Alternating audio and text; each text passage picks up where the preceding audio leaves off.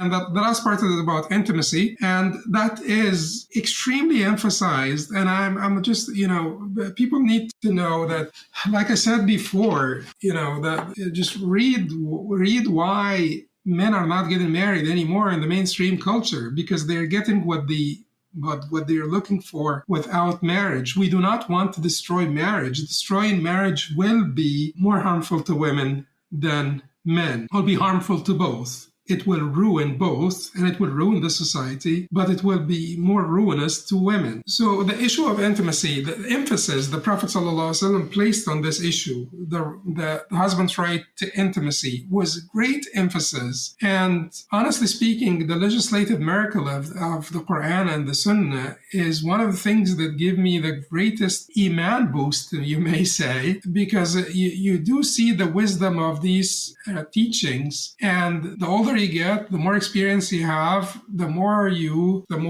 wisdom you find in these teachings. And Imam al-Ghazali actually in Munqidh min al-Dalal, he spoke about the miracles and the cumulative growth of iman because of coming to learn about the deen and the wisdoms that are spread out through the teachings of the Quran and Sunnah and so forth.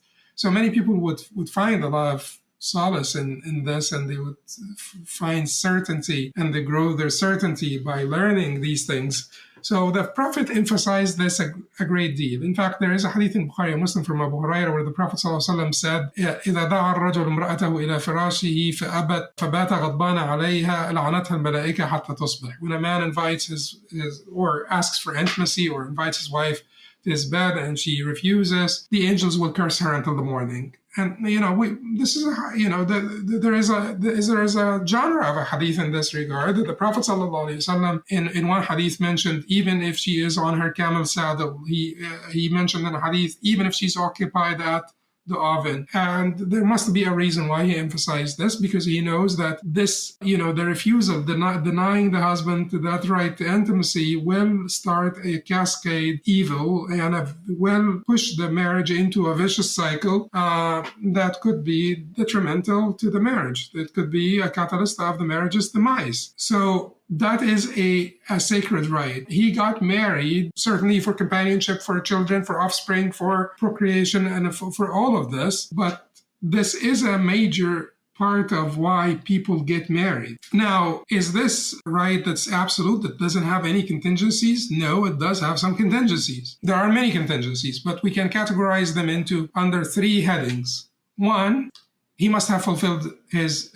side of the contract. Also, he must maintain his wife, and if he does not spend on his wife, then he did not fulfill his side of the contract, and she's not required to fulfill the side of the contract. And in fact, the scholars talk about that sort of reciprocation. Certainly, that does not mean that whenever the man gets a little bit, encounters some difficulties, then the wife should sort of withhold that from him.